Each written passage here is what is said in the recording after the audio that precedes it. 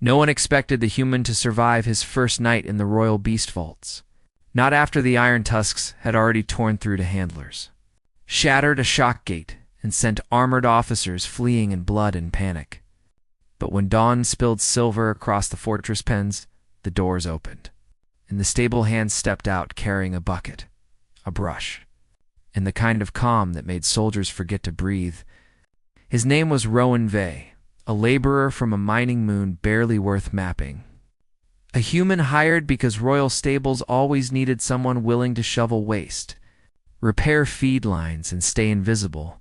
Nobody in the Varkesian court cared who he had been before that, because humans in the Empire were useful tools at best, and Rowan looked like exactly that. Rough hands, plain clothes, quiet eyes, until the royal war beasts noticed him. The beasts were legends made flesh.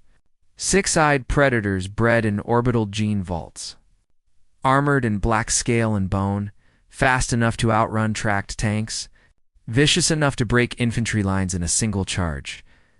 But lately they had turned on their handlers, killing trainers, rejecting command implants, and turning every drill into a funeral. The generals wanted them cold, the royals wanted them fixed. And the Beastmasters kept lying about how much control they still had. Then the human entered Pen 7, alone, unarmed, and closed the gate behind him. Inside waited Red Maw, oldest of the king's war beasts, scar-striped, half-cybernetic, one horn broken at the root.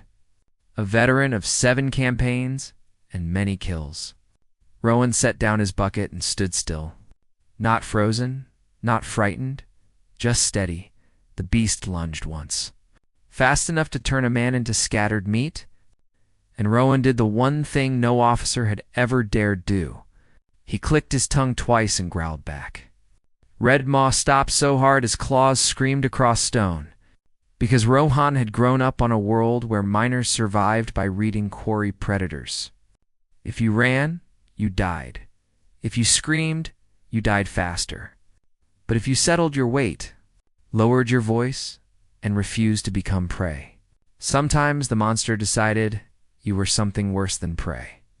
That was when the laughter died in the officers' gallery. Rowan spoke softly, then reached out and pressed his palm beneath the beast's jaw. Every watcher leaned forward, waiting for blood. Instead, Red Maw exhaled, lowered his skull, and let the human scratch the scar tissue around the broken horn. Within minutes, Rowan had him drinking from the bucket. Within an hour, he had cleaned infected seams around the beast's cybernetics, and by midday, the deadliest mount in the royal arsenal was following the Stablehand around the pen like a loyal nightmare. Word spread through the palace faster than scandal. Servants left their posts, nobles arrived wearing disbelief like perfume, and officers invented excuses to pass the vaults. They watched Rowan move from pen to pen, not with drugs or pain rods or the cruelty the Empire called discipline, but with patience, observation, and a frightening amount of courage. He noticed which beasts were lashing out from untreated wounds, which ones were starving because arrogant quartermasters had changed nutrient formulas, and which ones hated specific handlers for reasons any child could have seen if anyone powerful had ever bothered to look. When one beast charged him, Rowan drove it back with a single bark so sharp 3 generals themselves flinched. And that was when the generals stopped being amused and started being afraid. Because beast mastery in Varkas was not stable work.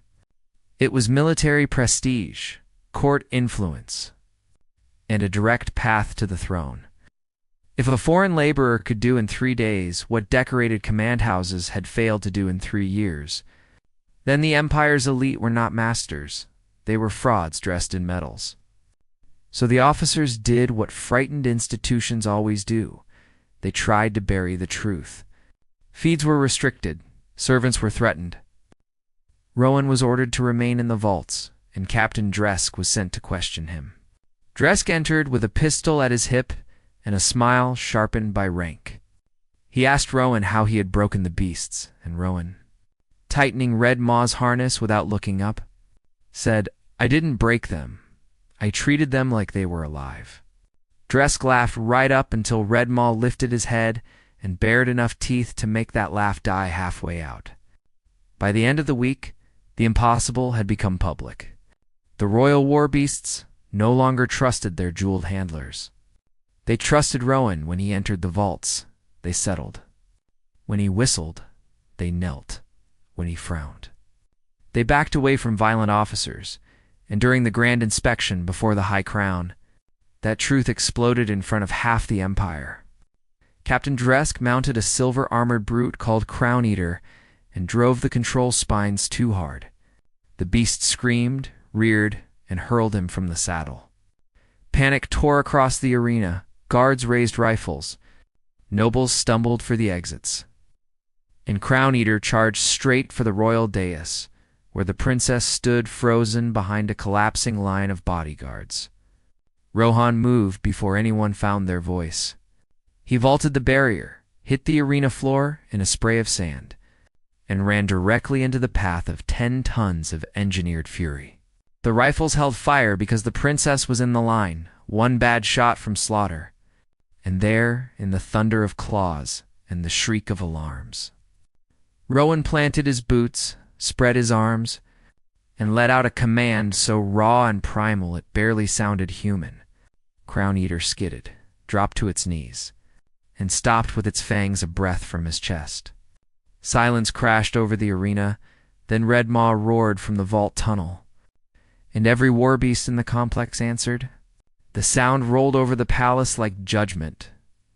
Generals went pale, courtiers stared, and for the first time in living memory, the beast corps did not look like an imperial weapon. It looked like an army choosing who deserved to command it. Rowan stood at the center of that terrible stillness with one hand resting on Crown Eater's skull. Just a Stablehand, just a human from a forgotten moon. And every powerful soul in the arena understood the same brutal truth. The man they had treated as small was the only one in the Empire their monsters respected.